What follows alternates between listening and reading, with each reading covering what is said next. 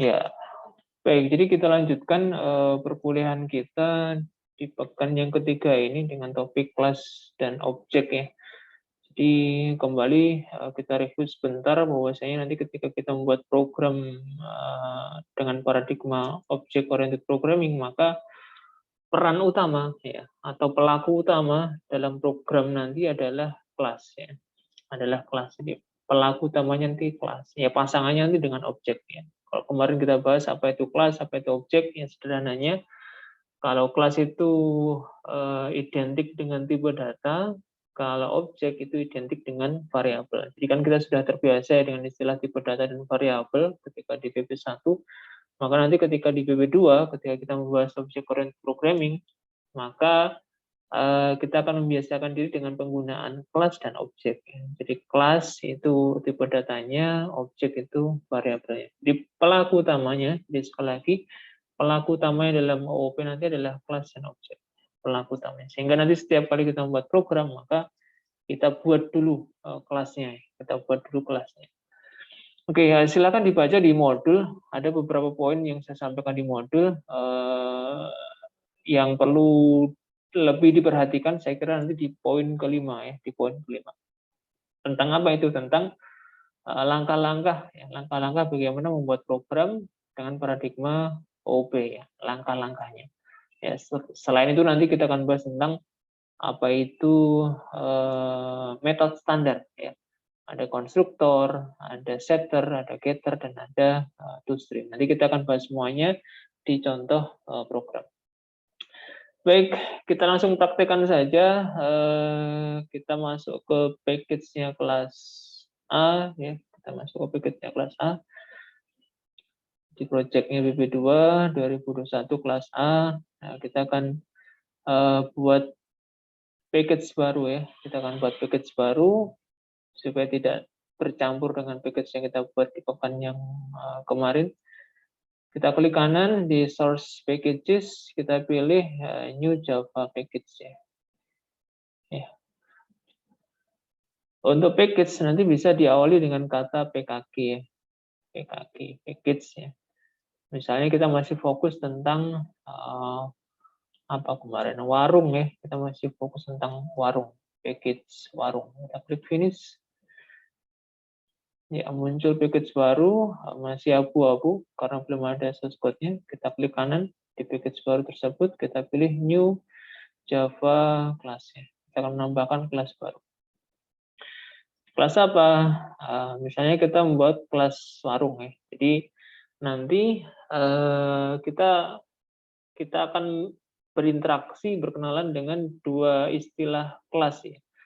Yang pertama itu adalah kelas utama, kelas tempatnya aplikasi, kelas yang ada main-nya, itu kita sebut sebagai kelas utama atau kelas aplikasi. Kemudian nanti ada istilahnya kelas provider ya, kelas provider atau kelas penyedia. Maksudnya apa?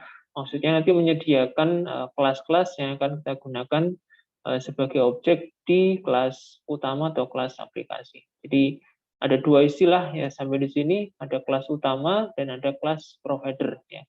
Harap diingat-ingat, harap dibedakan. Ini kita akan membuat kelas utamanya ya, kelas aplikasinya.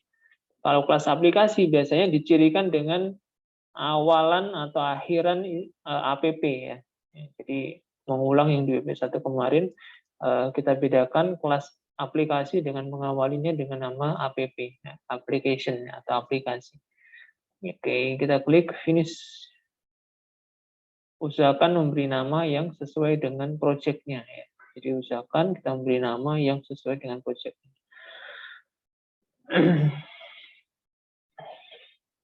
Baik, kita tunggu sebentar untuk NetBeans meng-create source code Java-nya.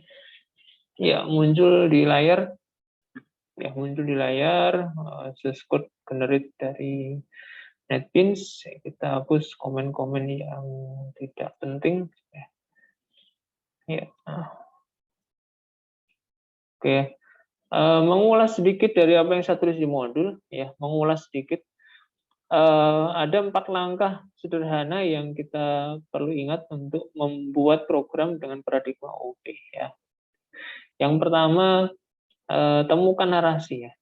Temukan narasi prosesnya ya. Temukan narasi prosesnya. Ya. Proses dari apa yang akan dijadikan aplikasi, apa yang akan dijadikan program ya. Jadi kita harus menemukan itu terlebih dahulu. Jadi sebelum kita membuat program, kita harus temukan dulu narasi prosesnya seperti apa. Misalnya Budi membeli es jeruk di warung sederhana. Nah, misalnya, ini kalimat narasi prosesnya. Budi membeli es jeruk di warung sederhana.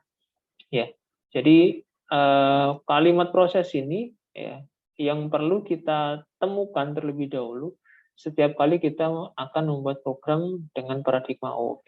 Temukan dulu ya, temukan. Oke, langkah kedua itu adalah identifikasi kelas. Identifikasi kelas. Ya.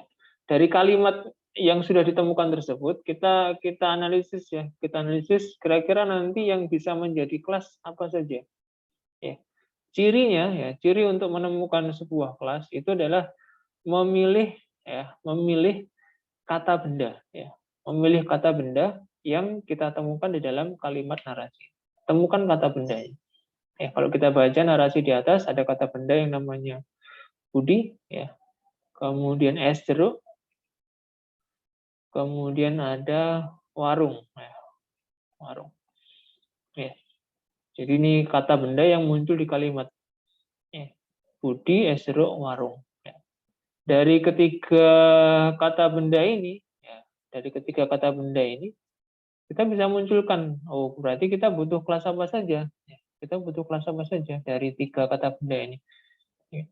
Oke, kita butuh namanya nanti kelas, bukan kelas Budi ya. Kita bukan membuat kelas Budi, tapi bentuk generalnya Budi. Siapakah Budi itu? Budi itu adalah pembeli. Ya. Es jeruk, nggak mungkin kita membuat kelas es jeruk ya. Terlalu spesifik ya, terlalu spesifik. Maka kita bisa membuat sebagai gantinya kelas minuman. Ya. Ya. Warung, oke ini general ya, kita bisa membuat kelas warung.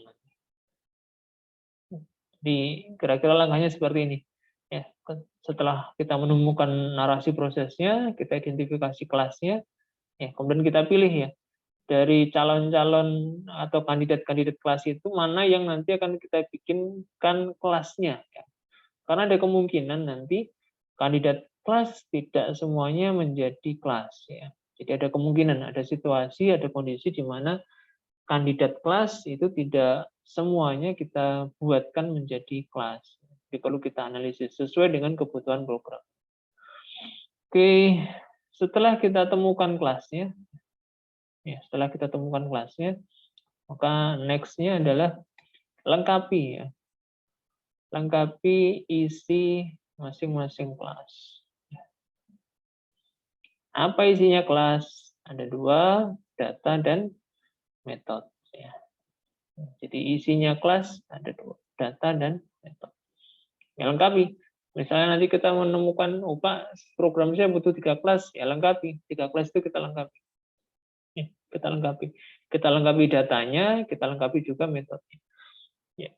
Setelah semuanya lengkap, isi kelasnya lengkap, baru kita coding di main.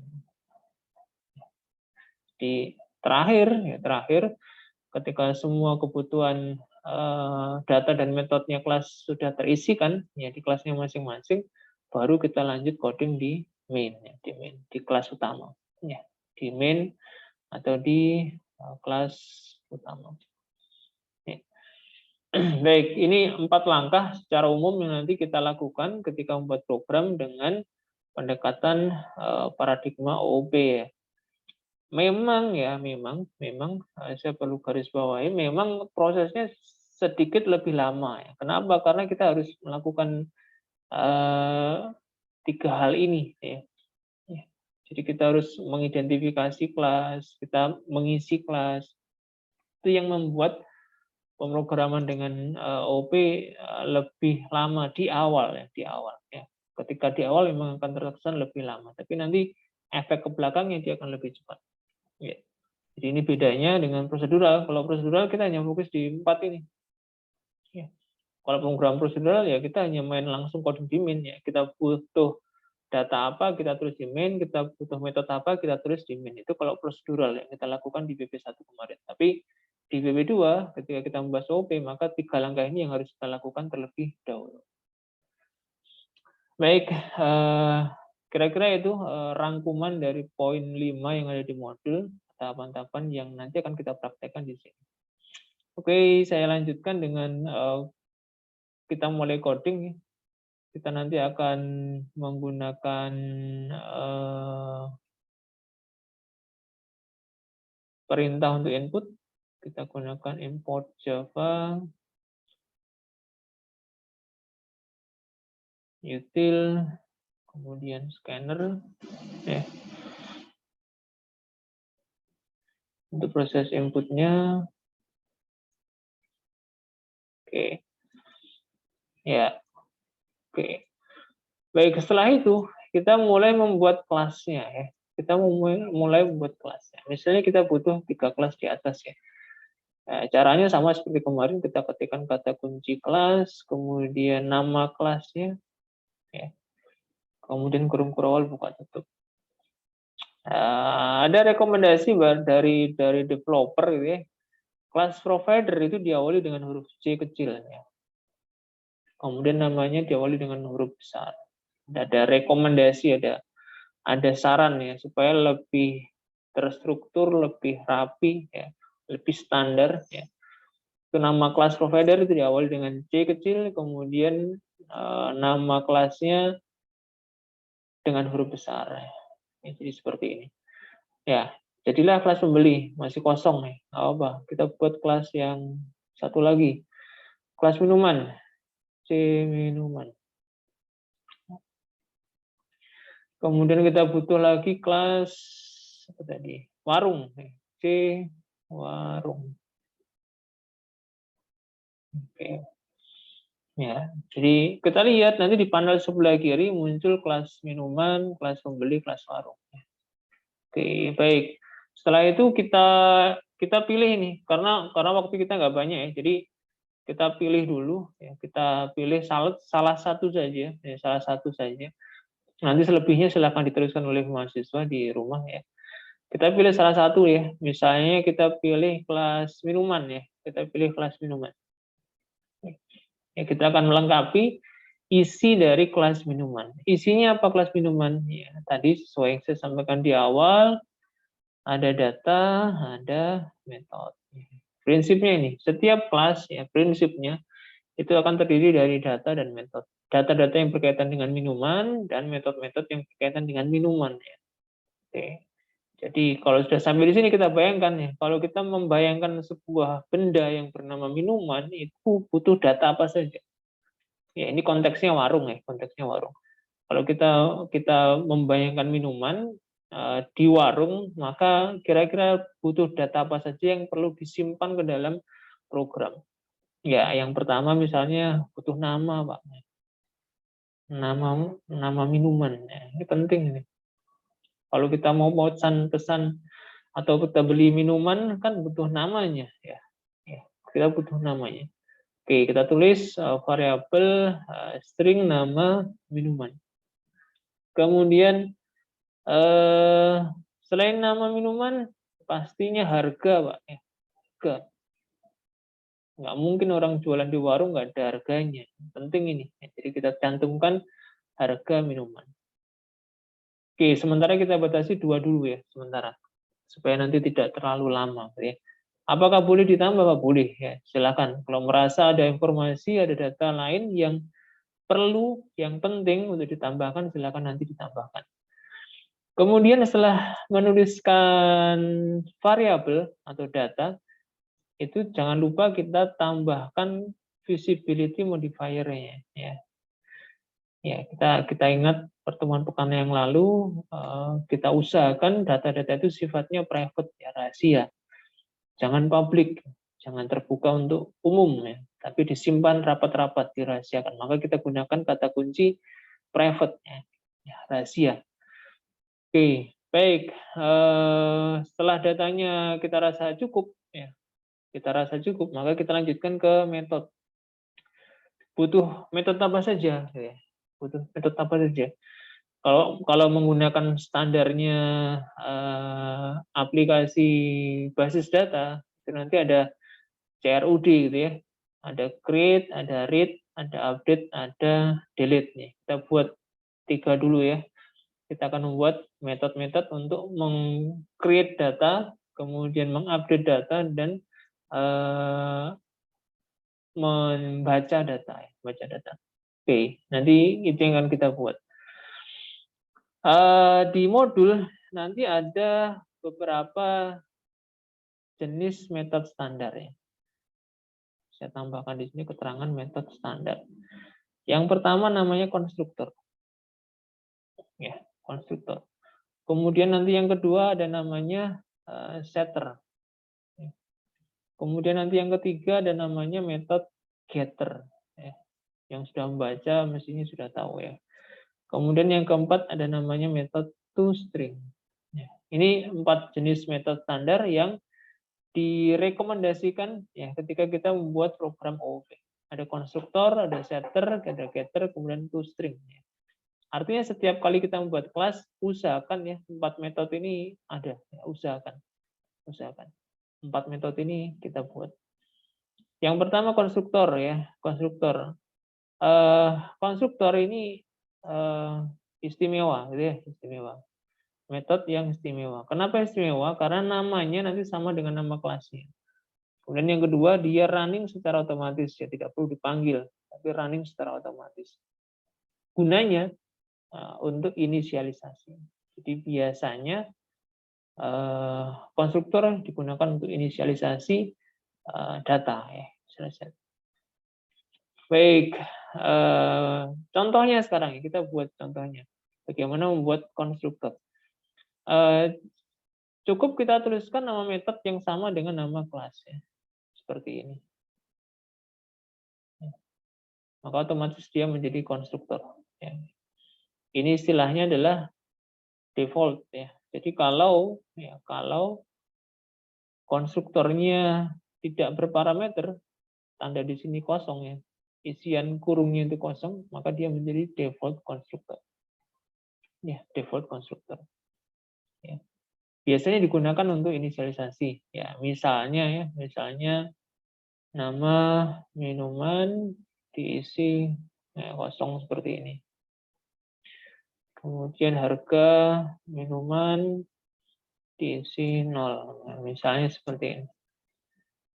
Jadi menginisialisasi variabel-variabel atau data-data yang dimiliki oleh kelas. Sebagai penanda nanti bisa kita tambahkan sistem outprint line ya. Konstruktor default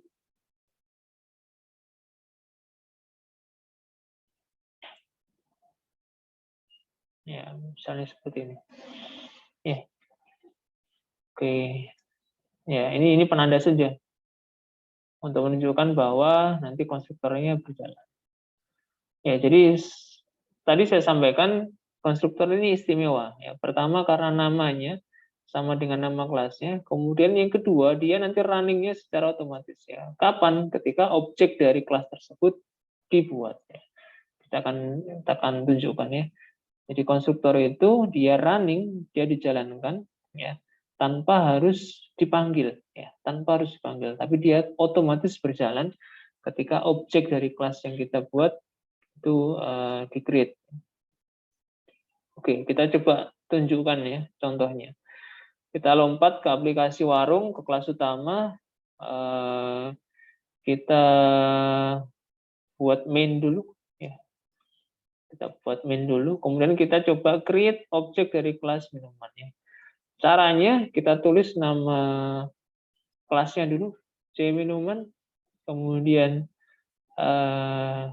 kita buat objek dengan nama MNM atau minum lah ya.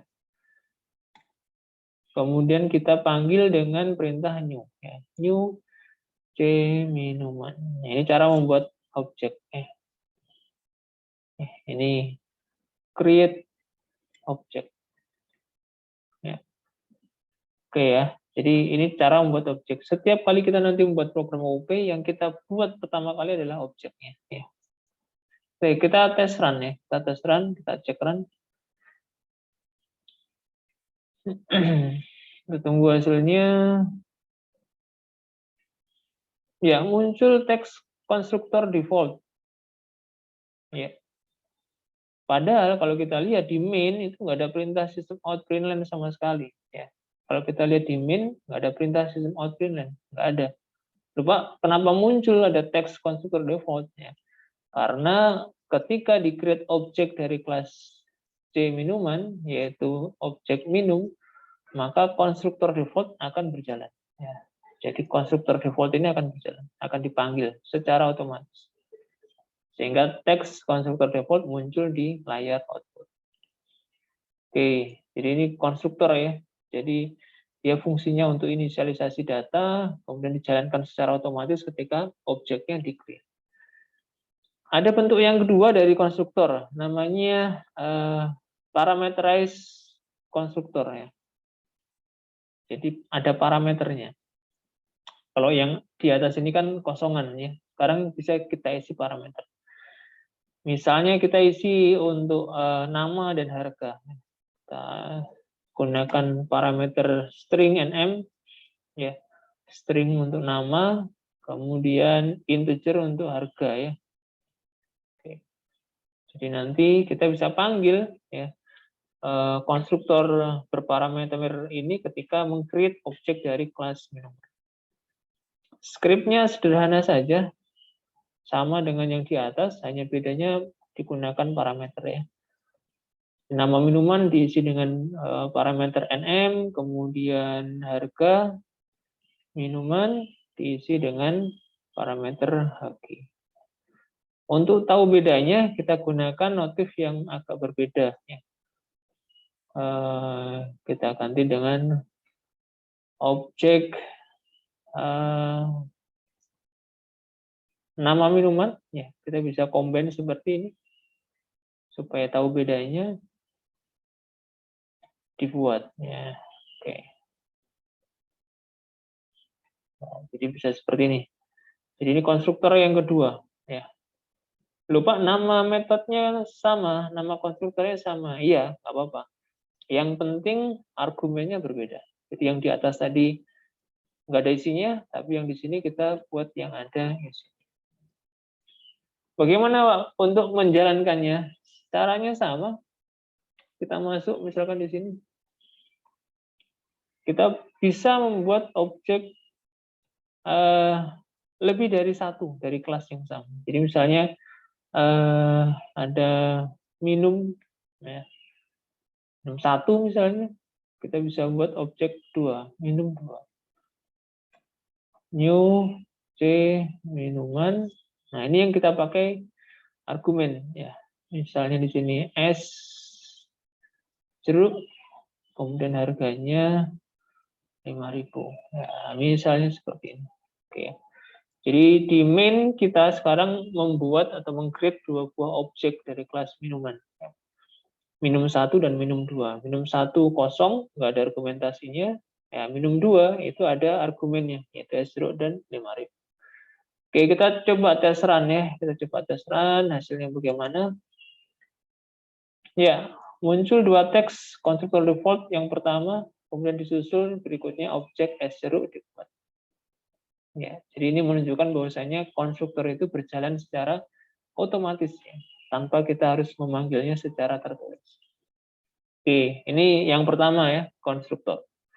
Ya, silakan nanti bisa dibaca lebih detail di modul. Yang kedua, setter. Ya, ada metode standar namanya setter. Sesuai namanya, setter ini adalah untuk mengisi data ya, mengisi data. Ya, mengisi data. Jadi variabel-variabel yang kita buat di dalam kelas itu diisi dengan metode yang namanya setter. Kita akan coba buat metode setter sesuai dengan variabel yang kita miliki di kelas C minumannya. Ada variabel nama dan variabel harga. Kita biasakan setiap kali membuat metode itu defaultnya adalah public ya. Kemudian karena dia hanya mengisi, maka kita buat void. Kemudian untuk nama metode itu diawali dengan kata set, diawali dengan kata set. Kemudian ikuti dengan nama variabelnya. Ya, set nama minuman. Nah, misalnya seperti ini. Set nama minuman. Ya, karena ini merekamkan data, ya, merekamkan data, maka kita bisa gunakan parameter di sini. Kita gunakan argumen. Misalnya string n, kemudian integer h. Ya. Oh maaf, bukan integer h ya, karena ini spesifik untuk nama makanan, jadi cukup string n. Ya. Tinggal nanti perintahnya nama minuman diisi dengan n. Ini set nama minuman. Jadi kita buat metode setter untuk setiap variabel yang kita miliki. Dengan cara yang sama, kita buat setter untuk harga. Set harga minuman. Ya, sini kita gunakan variabel parameter dengan tipe integer. Ya. Sintaksnya mirip. Ya. Harga minuman kita isi dengan Oke. Nah, inilah setter ya. Inilah metode untuk setter. Oke. Setter. Oke. Ya. Kemudian ada setter, ada getter ya.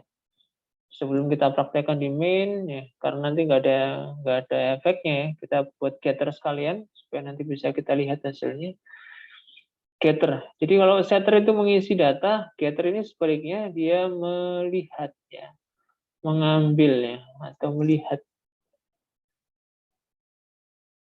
membaca ya, membaca data ya. Jadi getter ini mengambil atau membaca data dari variabel yang ada di dalam kelas. Karena sifatnya mengambil ya, mengambil itu berarti nanti ada yang dihasilkan. Jadi metodenya ada hasilnya. Karena ada hasilnya maka bukan lagi void, ya, tapi kita berikan tipe keluaran atau return value sesuai dengan tipe variabel yang akan diambil datanya. Ya. Public. Ya. Kalau ini mau get nama minuman berarti tipenya bukan void tetapi string. Kenapa string? Karena ketika diambil nama minuman, ya yang diperoleh ya string. Ya. Namanya kan tipenya string. Jadi kita buat public string ya, get nama minuman. Oke. Public string get nama minuman. Argumentasinya bagaimana, Pak? Parameternya bagaimana? Ya, karena sifatnya mengambil saja, ya kita nggak perlu ada argumen. Ya, argumen itu ketika kita mengisikan, tapi ketika kita mengambil, maka kita tidak perlu menggunakan argumen. Perintahnya bagaimana? Ya langsung kita tulis return nama minuman.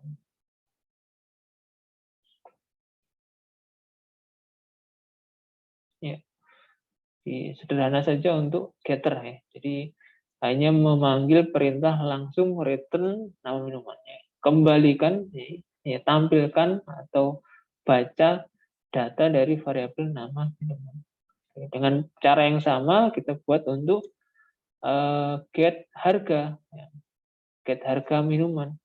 Harga minuman tipenya apa? Tipenya integer, maka return value-nya juga kita pilih integer. Jadi disesuaikan. Oke. Polanya sama dengan get nama minuman. Return harga minuman. Ya. Baik, ini getter ya. Jadi setter dan getter ini satu pasangan ya. Kalau kita memberi nilai ya ada metode untuk mengambil nilainya. Oke, kita tes sekarang untuk setter dan getter di main. Ya, kita tes. Ya, misalnya kita mau main-main dengan objek minum 1 dulu ya. Kita tulis minum 1, ya message passing ya, kita gunakan operator titik setelah nama objeknya, kemudian kita set dulu, jangan get dulu ya, kita set dulu, set nama minuman ya. Di sini es degan ya, biar seger ya, es degan ya. Kemudian minum, set harga ya, jadi setelah nama set harga. Harganya agak mahal, misalnya es degan sekarang ya 8.000 lah ya. 8.000. Oke. Ya. Setelah set, baru kita panggil get-nya ya. Baru kita panggil get-nya. Ya, jadi kita panggil get-nya. Minum 1 ya. Kita panggil get nama minuman. Kemudian minum 1 kita panggil get harga minuman. Ya. Oke ya. Ya, ini yang kita tulis di main ya. Jadi flow-nya diisi data baru ditampilkan. Kita tes run ya, apa yang terjadi.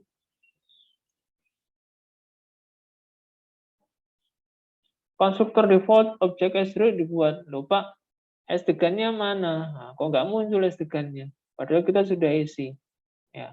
Kenapa S degannya tidak muncul? Karena get nama minuman dan get harga minuman itu nggak ditampung ya. Ya. Jadi ini kan menghasilkan nama minuman. Sedangkan yang di bawah menghasilkan harga minuman, tapi nggak ditampung ya. Ya, ditampung dengan apa? Ditampung dengan bisa dengan variabel, bisa dengan langsung perintah. Misalnya ya, kita mau menampung dulu ini, get nama minuman kita tampung ke variabel ya, string nm misalnya, string nm. Nah, bisa kita buat teknik seperti ini. Variabel nm itu menampung nama minuman yang dimiliki oleh objek minum 1. Baru kemudian ditampilkan.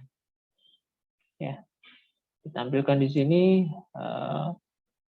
nm ya, ditampilkan di sini nm. Kemudian yang harga itu bisa kita siasati dengan cara yang lain.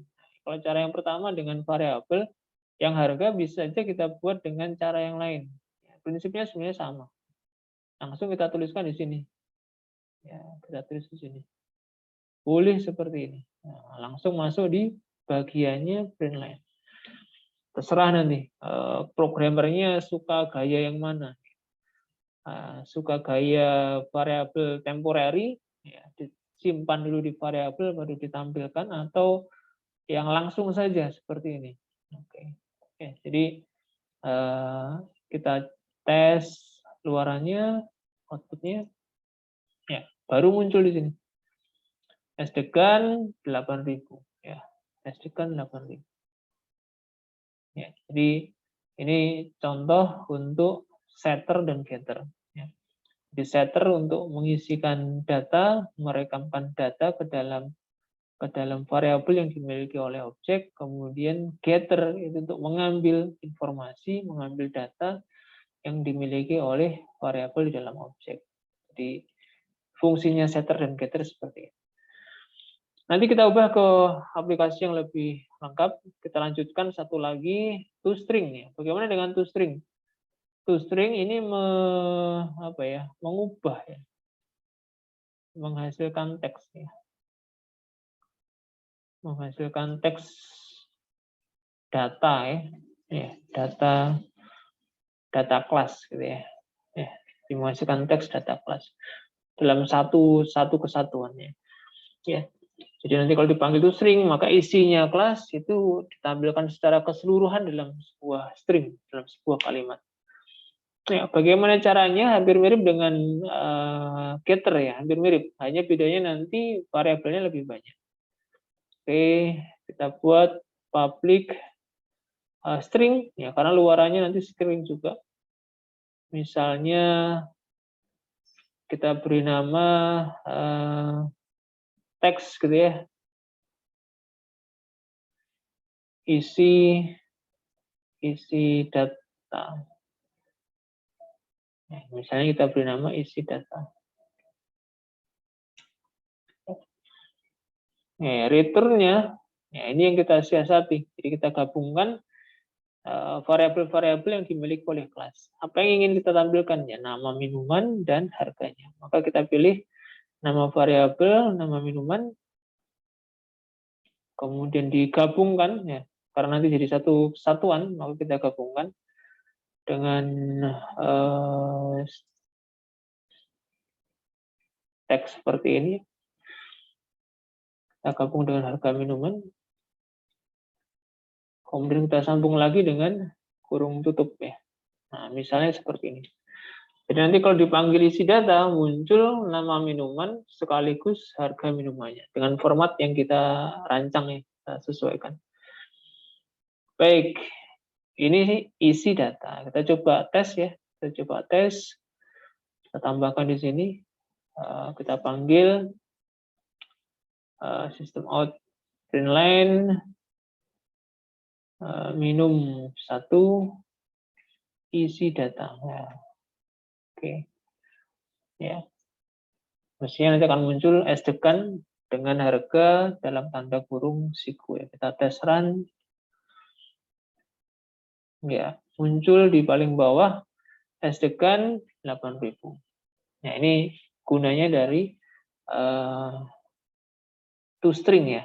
Metode yang jenisnya toString. Dia menampilkan sekaligus isi variabel-variabel yang ada di dalam sebuah kelas.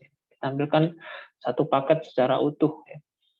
Oke, kalau getter, setter sifatnya one by one, ya, per variabel itu setter, getter. Tapi kalau toString itu satu paket, ya, satu paket.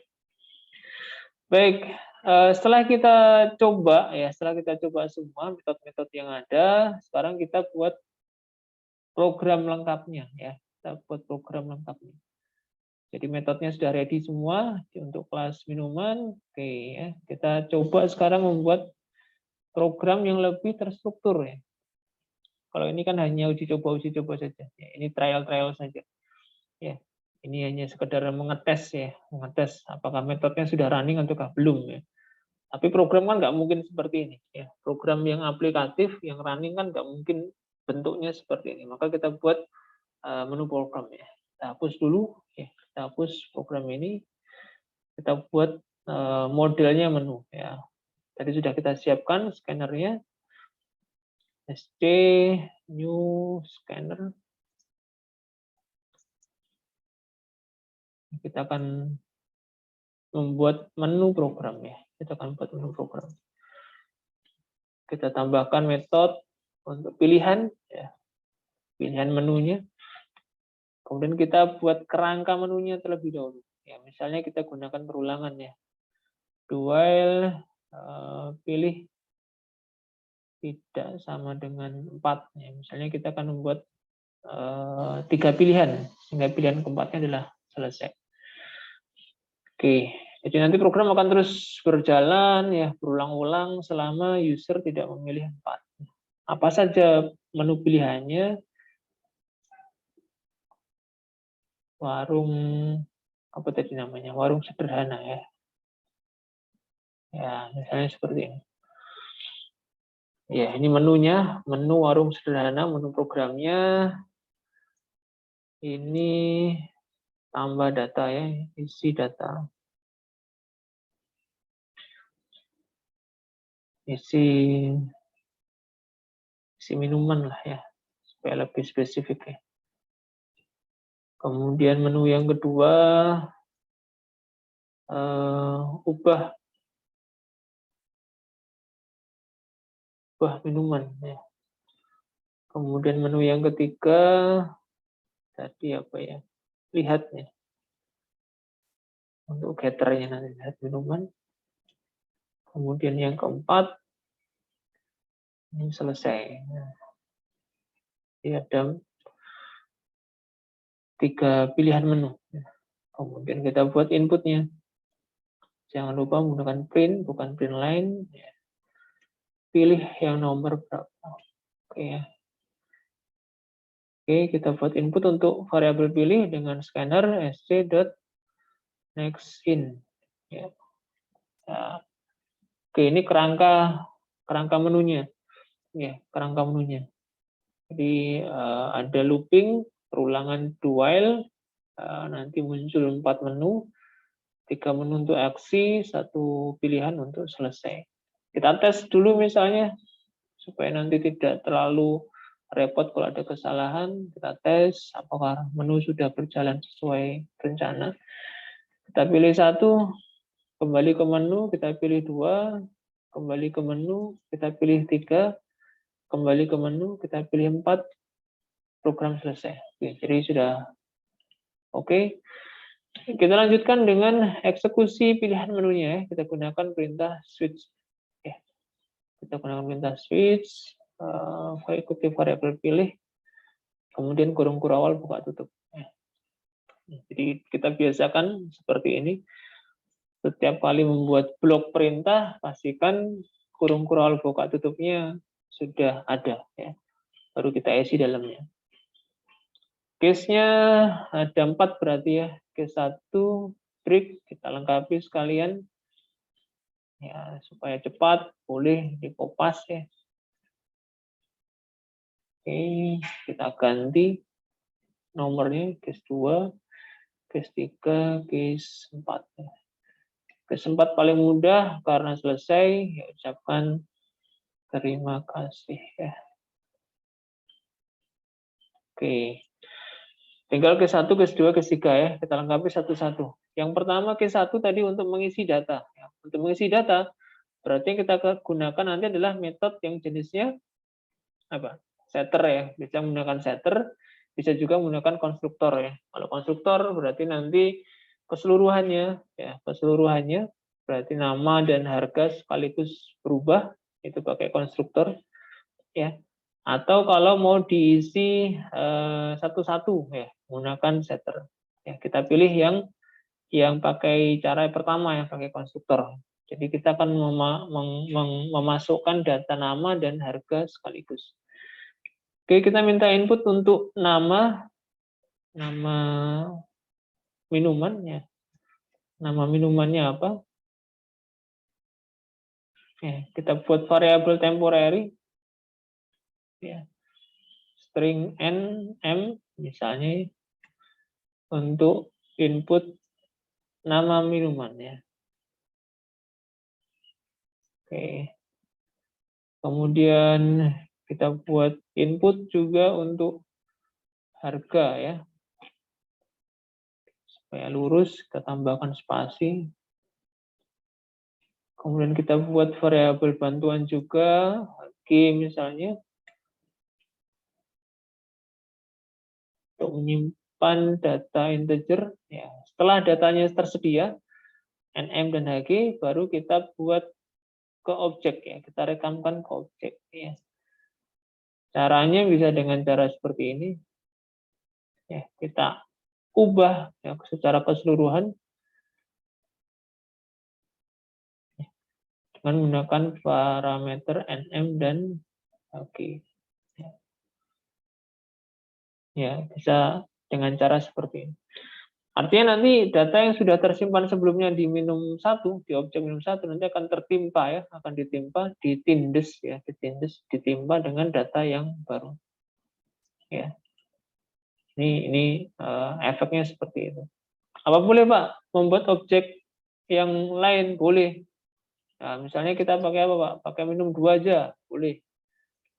Kan kita tadi di awal sudah membuat 2 objek ya, ada minum 1 dan minum 2. Kita pakai yang minum 2 aja, ya nggak apa-apa. Oke ya, ini untuk mengisikan data minuman ke dalam objek. Kemudian ya setelah diisi kita coba tampilkan dulu sebelum diubah. Ya.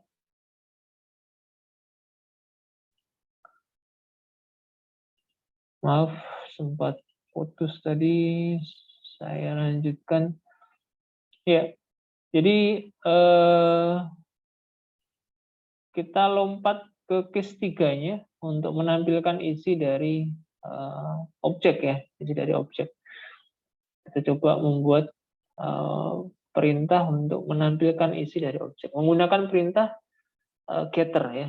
Jadi kita gunakan getter. Bisa juga yang kedua menggunakan toString. Jadi kalau getter kita mengambil satu-satu ya, per variabel. Tapi kalau ingin langsung kita bisa gunakan toString ya, atau tadi kita buat perintah yang namanya isi data ya, isi data. Oke, kita bisa gunakan perintah isi data, misalnya shout ya. Oke, kita tulis minuman ini plus misalnya M ya, kita isi dengan M. Apa itu M? M itu adalah variabel temporary untuk menampung ya. Jangan lupa minumnya minum 2, bukan minum 1 ya. Dari isi data. Ya, jadi bisa seperti ini. Jadi untuk menampilkan isi dari objek, kita gunakan variabel bantuan namanya M, itu berisi dari hasil isi data, hasil metode isi data yang dipanggil oleh objek minum 2. Kemudian setelah masuk ke M, baru ditampilkan dengan sistem output lain minuman plus M. Oke, sudah bisa mengisi, sudah bisa menampilkan, kita bisa tes run ya. Kita coba tes run.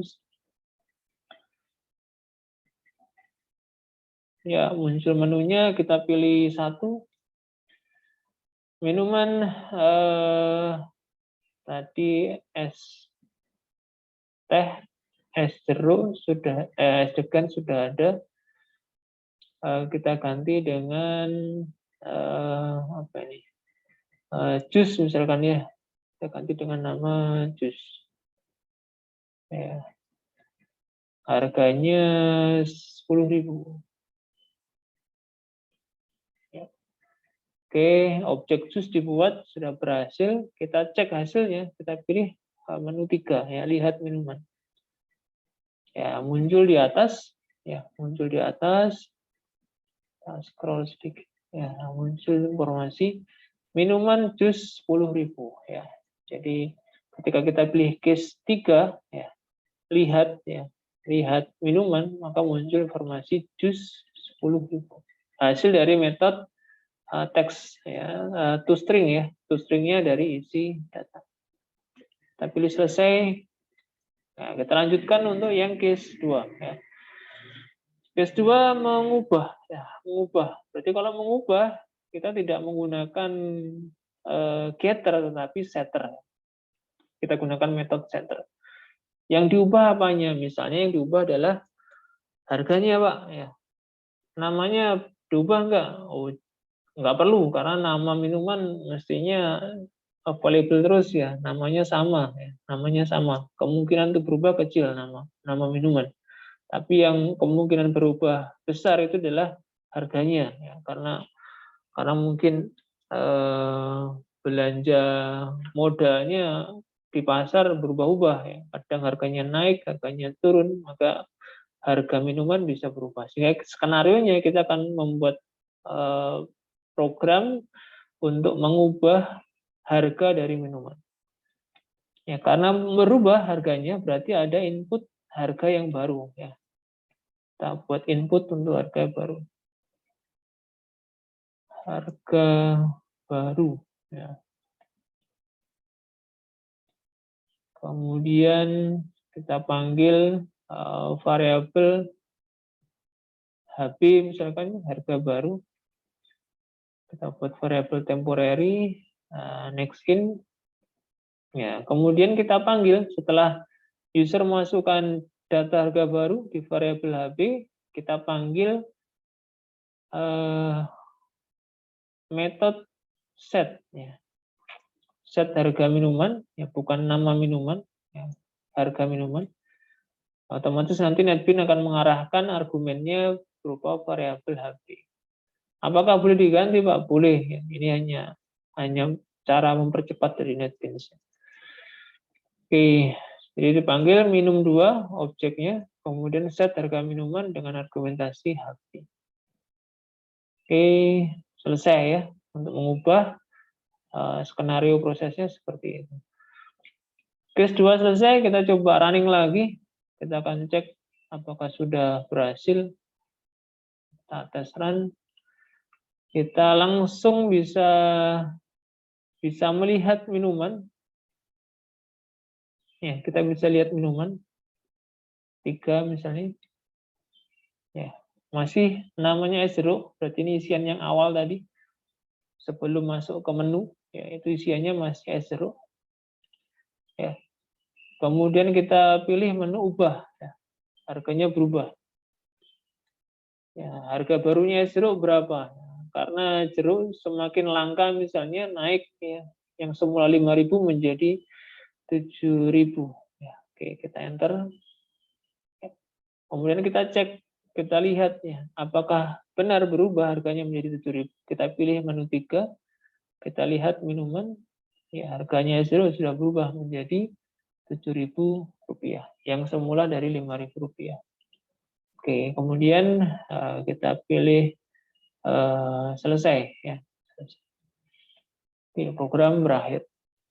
Ya, ya jadi kurang lebihnya nanti seperti ini untuk membuat program dengan paradigma object oriented programming. Ya. Tahapannya, langkah-langkahnya sekali lagi kita review. Pertama kali kita buat kelasnya dulu, ya. Kita identifikasi dari narasi proses, ya, proses bisnis utamanya itu seperti apa, ya kita inventarisasi, kemudian kita tentukan dari proses tersebut kita akan membuat kelas apa saja. Cirinya kelas, ya, cirinya kelas itu adalah kata benda, ciri utama ya. Ciri utama untuk mengidentifikasi kelas itu dimulai dari kata benda. Ya. Apakah semua kata benda nanti menjadi kelas? Tentu tidak ya, tidak semua. Programmernya nanti menentukan. Ya.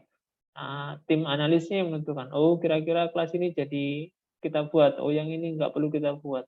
Jadi dicocokkan dengan konteksnya program atau ruang lingkupnya aplikasi. Oke, setelah kelasnya kita pilih, kita buat, lengkapi dengan metode-metodenya. Ya, lengkapi dengan metode-metodenya dan data-datanya tentunya. Data dan metode yang bersesuaian dengan kelasnya. Kita buat semua. Ya, datanya apa saja, tipenya apa, kemudian jangan lupa dibuat private. Ya. Setelah itu metode-metodenya, ya. Ada 4 tadi metode standar, ada konstruktor, kemudian ada setter, kemudian yang ketiga ada getter, yang keempat ada toString. Jadi ini 4 jenis metode standar yang perlu kita buat. Setelah kelasnya ready, siap, baru kita coding di main. Ya, baru kita lanjutkan coding di kelas aplikasi, kelas utama. Ya, biasanya apa ya? Biasanya kita buat menu program, ya kan? Jadi kita buat menu programnya. Ya, menu program yang bisa apa saja ini? Ya, kita manfaatkan metode-metode yang tadi sudah kita buat. Kalau kita berkaitan dengan data, ya pilihannya ada 4 biasanya. Create, read, update, delete ya. Membuat data atau mengisi data, mengubah data, menampilkan data atau menghapus data.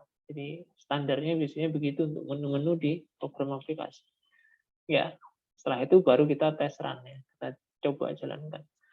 Ya, saya kira ini sedikit tambahan penjelasan dari modul yang sudah saya bagikan.